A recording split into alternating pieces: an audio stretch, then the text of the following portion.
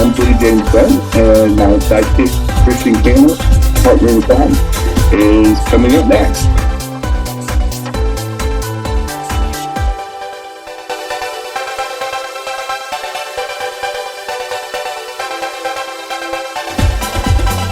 Hey everyone, I'm Jen's sidekick. Welcome to Two Queers in a Truck. Hi y'all. See you soon.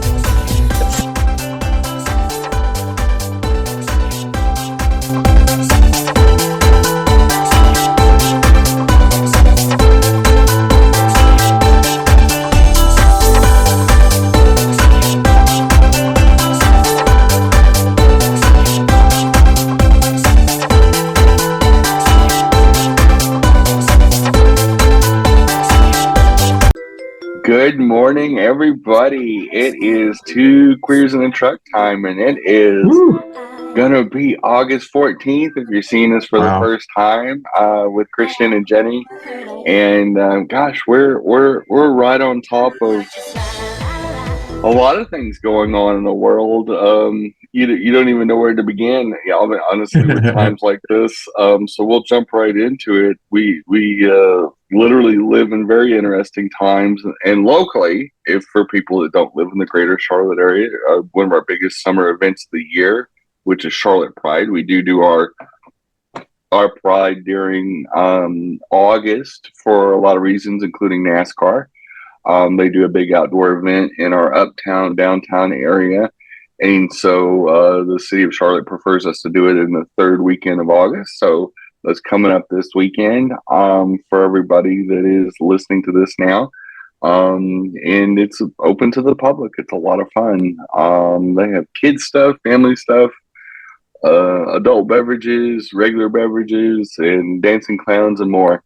But anyway, speaking of big events, the Olympics are going on in Paris, and it's been a weird Olympics. It's been a good one, but it's one of the strangest stories that has come out, and it's really more about creepy men, incels that can't handle the truth.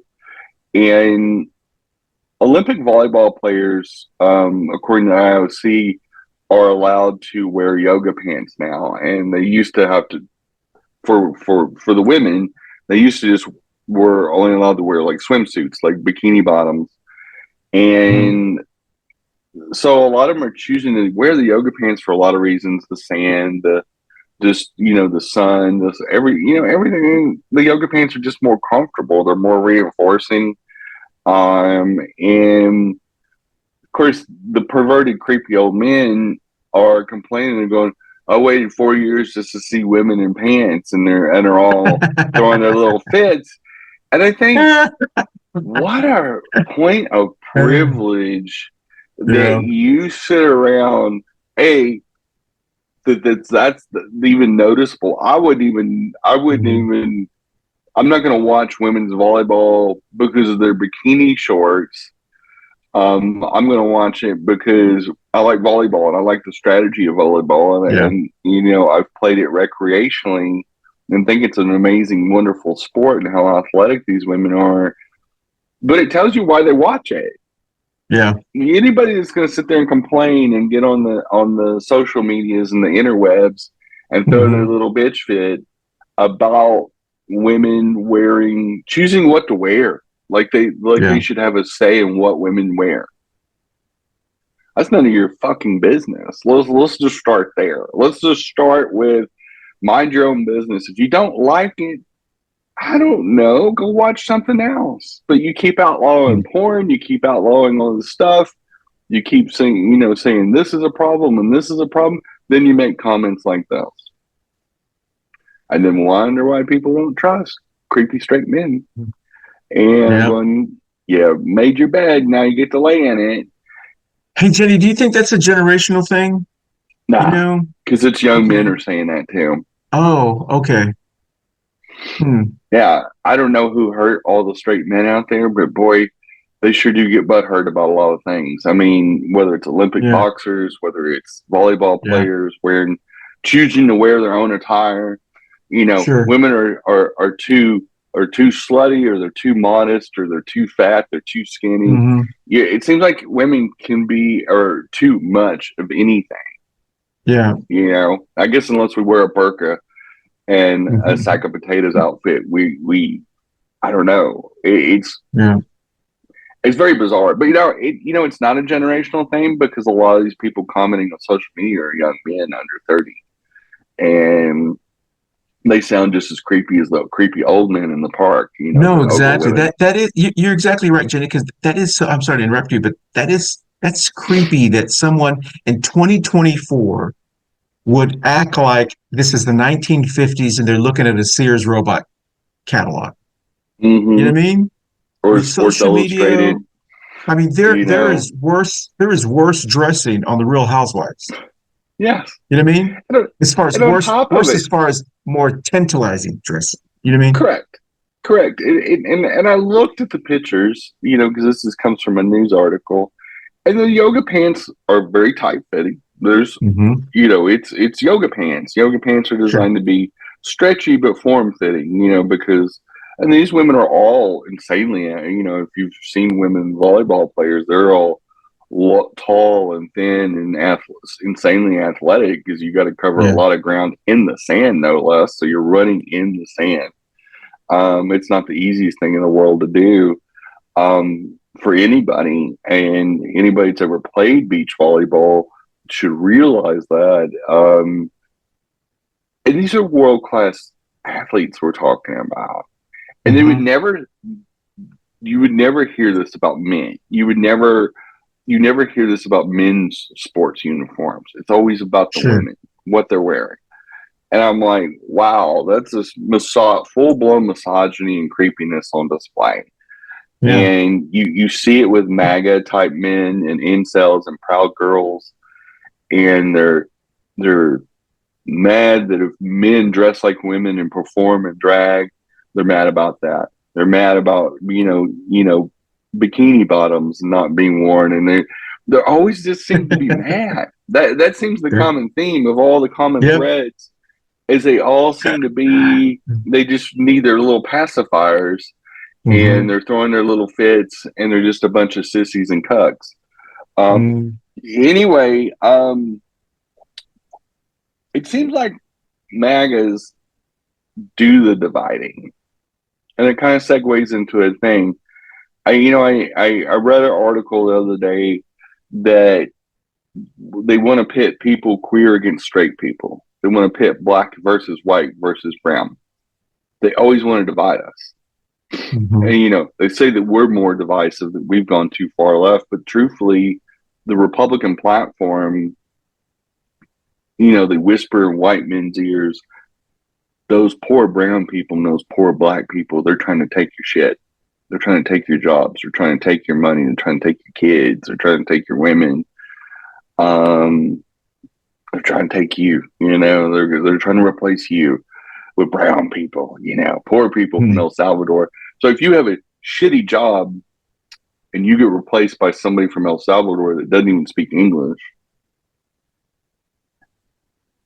what does that say about you? If you can be replaced by them, by poor people that are broken and walked thousands of miles just to get to a border to get treated bad, and still were better than you were. Yeah, still can replace you. What in your life, boo, are you doing wrong?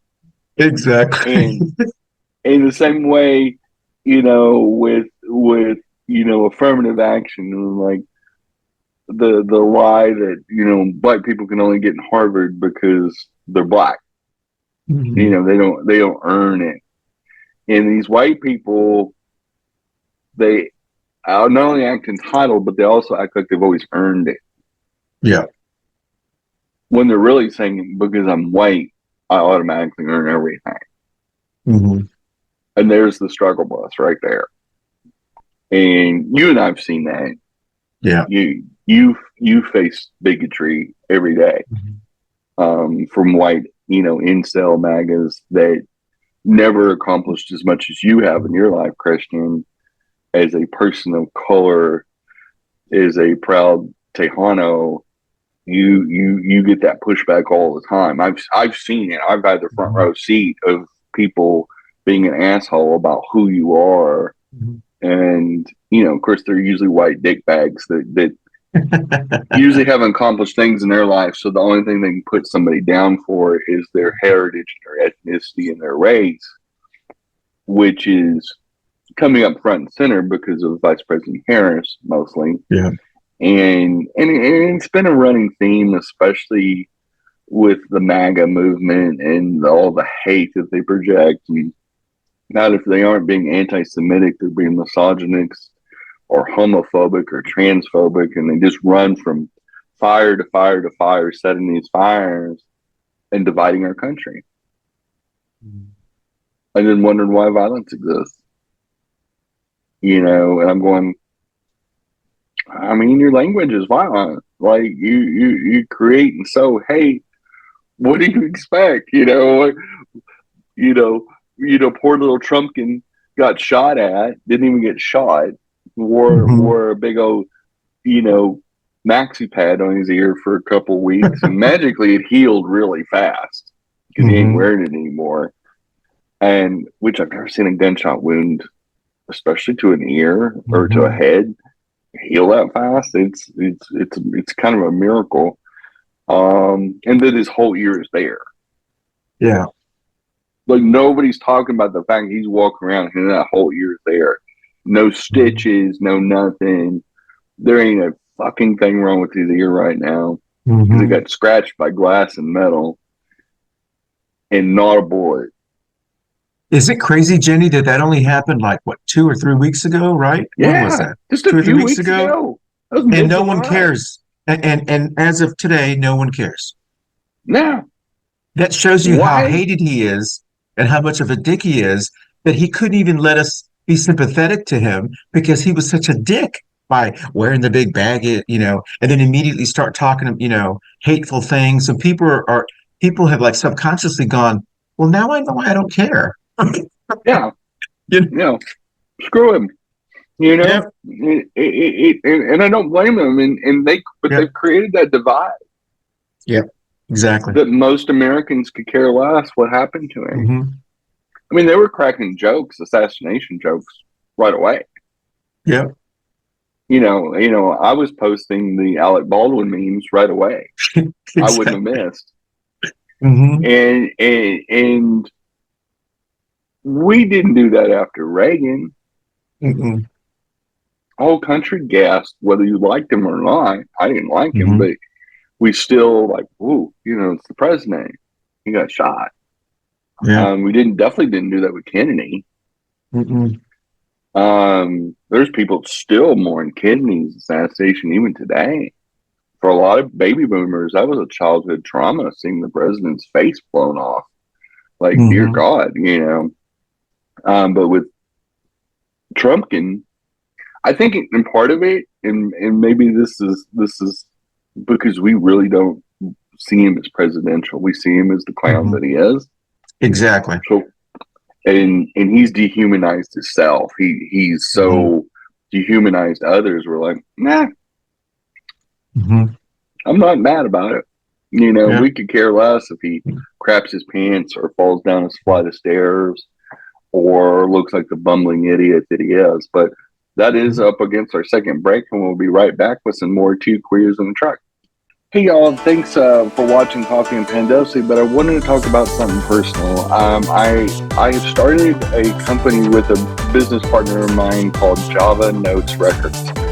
And we have an Instagram page, and in our biography, or as the cool kids call it, the bio, we have a link to our Indiegogo page. If you go onto our Instagram or our Facebook, we have a campaign going for our Indiegogo, and it's helping us start this company that's going to help so many people between employment, charitable events, things of that nature. We're really doing this for our local community and really trying to help others and create a job for me too. But if you would go to our Instagram page for Java, like Java Notes Records, and I would appreciate the support. Thanks for listening. All right. So Instagram and Facebook, Java Notes Records. Right. Got it. Java Notes Records. All right. Thank y'all. Next up, thanks for watching Coffee and Pandelse. Next up is Two Queers and a Truck.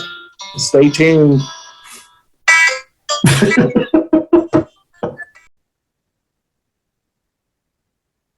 And maybe MAGAs and conservatives are getting back the shit sandwiches they've been feeding us for a long time. And way before Trump, Nixon, Reagan, Reagan made the AIDS crisis and pandemic way worse than it needed to be. Nixon, started the drug war to target minorities. W, killed 1.3 million Iraqis and Afghans for absolutely no reason other than profits. We can go on and on and on. But maybe Republicans have been a shitbag so long, people have just gotten to the point, this is just who they are, and we just need to vote them out. And it couldn't come at a better time. And speaking of crazy things by incels, there's an Algerian boxer named Khalif, and she was born a girl. She was assigned female at birth. There's no debate about it. They pulled up her birth certificate from Algeria, even though they didn't need to. She'd already been vetted by the IOC when she qualified for the Olympics. Her dad said, no, I was there when she was born. She's a girl. And it goes back to misogyny and this transgender panic that incels have fed into society, but it affects non-transgender women, cis women, and non-binary identities that are more femme identifying, is that there's an automatic misogyny. Well, a woman can't be good at boxing. She had to be born a male. She has to be trans. And then, first of all, they don't put the onus on the Italian boxer that pulled out because she's white. And she's this cute little Italian boxer. And they're like, oh, well, she started crying and she just quit. Now, when Simone Biles quit the Olympics a few Olympics ago and she withdrew from an event because she's black, they gave her fucking hell. They just called her a quitter and a loser and un-American, and because she's black. But the Italian boxer quits and starts crying, even though there should be no crying in boxing. Boxing, first of all, is a tough sport. It's getting punched in the face is not fun. Well, getting punched in general, it's the whole sport is you get to punch on people legally and not go to jail for assault. And boxers at that level hit really hard. Just like any contact sport, whether it's foosball, whether it's mixed martial arts, whatever, they're going to ring your bell. And this Algerian boxer, she's very good. But she's a she, and she's already been vetted. And they re-vetted her, and they still said, hey, she's a girl.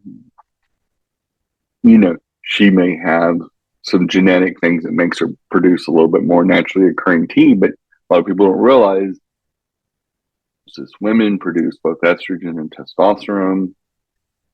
You can have all kinds of different chromosomal disorders, things like that, but she's well within the parameters of the IOC law.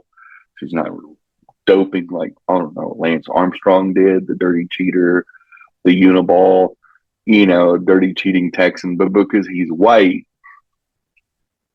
and he started a whole company with a laboratory for doping blood so he could be a dirty cheater for all that time, he doesn't catch any flack. Men don't catch any flack for that.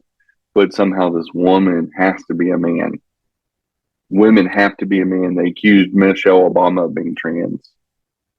They accuse any athletic woman of being trans. Yeah. Oh, she has to be a man. Women can't be athletic. That's like the backhanded insult that they do. Yeah. But men can be athletic because we've assigned gender to athleticism. I'm like, so if a woman's, maybe a little too muscular, maybe a little too good at her sport, she has to be a man. assuming that women can accomplish things. That Exactly. all women are good for breeding. They're breeding time. And that's the truth. That's the root of misogyny, is that women are objects, women are property, women are second-class citizens, women should be seen, not heard. They should wear bikini bottoms, not yoga pants. And that, we can't be too fat. We can't have too much of an opinion. We can't have law degrees. We can't do this because men say so. And by golly, when we put our pacifier in and we stomp our feet, we better get our way and go make me dinner. Like it's just, we're watching this 1950s ugly, and also this Algerian woman is also a woman of color. And it's not lost on me that we she's not Caitlyn Jenner. Yeah. Yep. Yeah. And it's funny because Caitlyn Jenner is a conservative and a MAGA. And you never hear anything about her from them. Exactly. Or the fact that she enters women's golf tournaments. It's Kate. And competes against women, cis women. Yet Caitlyn Jenner herself complains about trans women in Olympics competing against cis women. Very interesting hypocrisy. You know what, Jenny? You made a good point. And if you compare how people reacted to Barack Obama when he was running as the nominee, and you compare how people are reacting to Vice President Harris, it is a completely different standard. When Barack Obama was running, the Republicans were saying he's too black, he's too black, he's too black. When Kamala is running, Vice President Harris is running, it's like he's not really black. Like there's an arbiter of race. Exactly. It gets very interesting. And speaking of Vice President Harris, she made her pick this week. For people watching this first time, it's last week, but Tim Walz, the governor of Minnesota, and a very notable progressive governor, has done very well. Handily defeated Republicans his whole career, both in the House of Representatives and as governor of Minnesota. And he's a very folksy Midwestern former teacher and football coach, and he's also really, really quick-witted. He's the one that came up with the creepy and weird line. He is on the right side of all the issues. He's a man with compassion and love for his country and for everybody. He also helped start the first gay-straight alliance in the high school that he taught in, and was the straight alliance partner as the football coach of the school. So he's a very progressive, very open-minded man. He passed transgender protections in his state recently. He's codified abortion in his state. He had the audacity to pass universal school lunches being paid for no matter what the circumstances. So he actually wants to feed kids. Terrible human being. And he wears his heart on his sleeve, and he's just a good human being. Like, I love this pick. There's no negative to him. And he's only a year older than Vice President Harris, even though he does look a little older. But black don't crack. And he's a Midwestern farm fed farm boy that was raised in Nebraska, and he's just a very jovial, very happy, very positive human being. He's been through a lot in his life, and he made my heart happy. Like, I knew they weren't going to pick Pete. I knew they weren't going to pick Shapiro, because Shapiro was so anti-Palestinian recently and cracked down on the student riots in Pennsylvania. I knew that was going to hurt him. And this pick not only is good because of what Governor Walz hasn't done, but it's also good on what Mm-hmm. he has done, is Yeah. saying I have good Midwestern values, good family values, but I can also be progressive too. I can chew gum Yeah. and walk at the same time. And he has led Minnesota to the promised land of prosperity and is Yeah. a damn good governor. And it's going to be tough to JD Vance is not going to stack up to this guy. And Mm-hmm. this guy has had a life of tragedy and accomplishment. And I can't wait to see those two debate. Yeah. Oofta. He's Yeah. going to mop the floor with Vance and his Mm-hmm. guy liner. And, big old sissy Vance is going to get walloped by the former football coach. And Did you happen to see his speech? I don't know if you saw that. Did you happen to I see have his? not had a chance to watch it yet. Yeah, So I I figured saw it it was on the good. yeah, I saw it on the plane, and of course, Vice President Harris gave a good speech. But he is definitely on the Obama league of speaking. In other words, he's entertaining. He can speak. He can read the crowd and stuff. He's the excitement that we have been waiting for from our party, or from the Democratic Party, to get people excited. And it's such a great combination of individuals, and it was good. He's not afraid to do those almost Galvin Newsom this kind of jabs where he said, JD Vance is your typical hillbilly, went to Yale, then wrote a book about slamming the people he grew up with. Yeah, that's what we do. He's being sarcastic, like, yeah, that's not Mm-hmm. that's not your typical hillbilly, And then he said, I'd like to. I can't wait to debate him if he can get off the couch because there's this rumor that he had sex with the Yeah. couch, which is not true, but he even joked about that. So he's not afraid to take those stabs. And then when he said about under Mark, it's true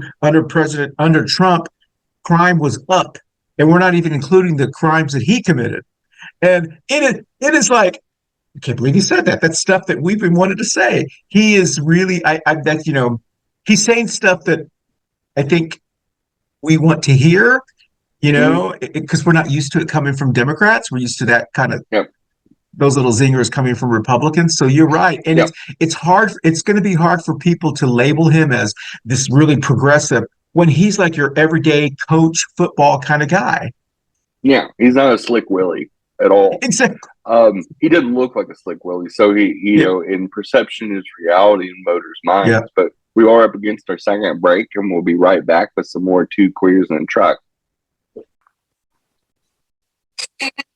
Hey, everybody, you can catch us on your favorite audio podcast platform, Spotify, and all Apple Store, the Google machine, and whoever else does podcasts. We're on there. We broke in, and we're staying. So enjoy the Two Queers in a Truck on your favorite audio podcast platform. Thanks for listening or watching. Bye, boo. Happy time. I completely agree with you. I was tickled pink when obviously I had a personal affinity for Mayor Pete, but I knew he was not going to get the nomination. I didn't think Walz was going to get it. And when she picked him, or when the rumors started, and then she immediately announced a selection of Governor Walz, I was like, what a brilliant pick. Yeah. What a brilliant, and you got to figure most of the diverse picks in the Biden administration probably really came from Vice President Harris. Mm-hmm. I mean, I don't know how many Black people and diverse people Biden actually knows. But I mean, I'm not slamming Biden, but as an 81-year-old, white guy, I mean, I do know that his former boss was Black, but let's be real. I wonder how much of it is come from Vice President Harris. Mm-hmm. And you can see how she's not going to go with the common group thought that everybody thought she would pick, like a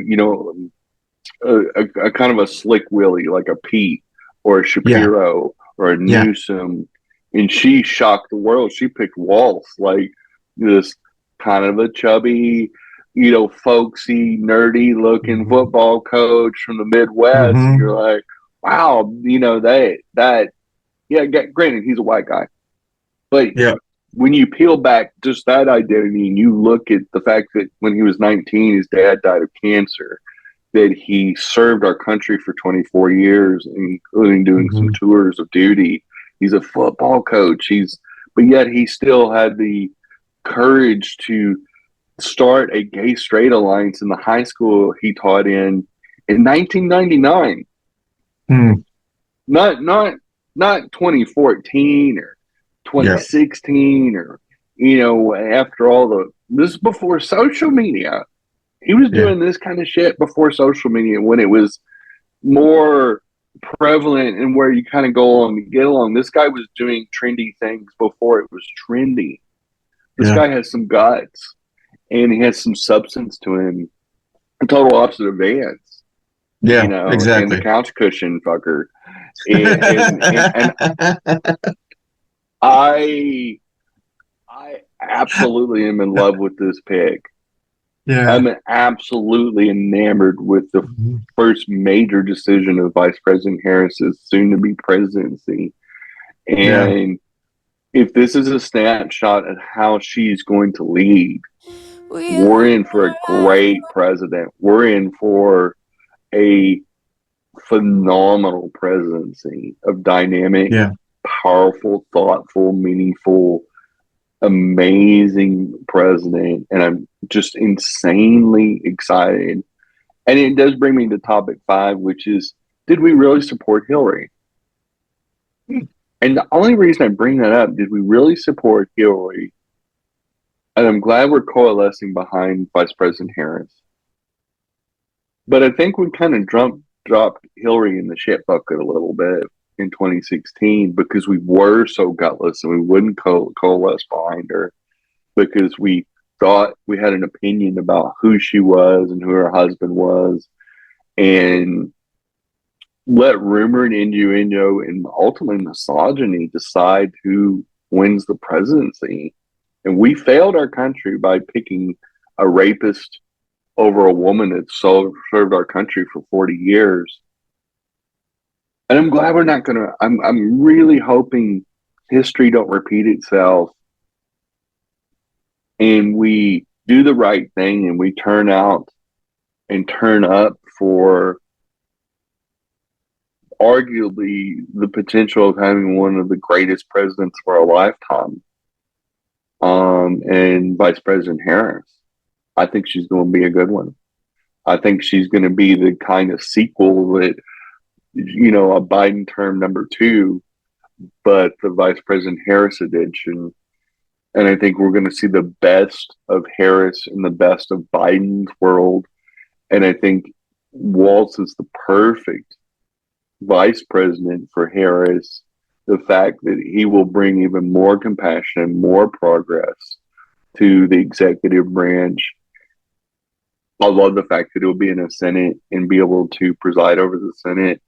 I love the fact that he's not going to take any shit off the Republicans and the MAGAs and the insanity and sexism of white men, because he's a white man that's confident in who he is and can ally himself with gay people and defend all human beings and represent all human beings, not just white men.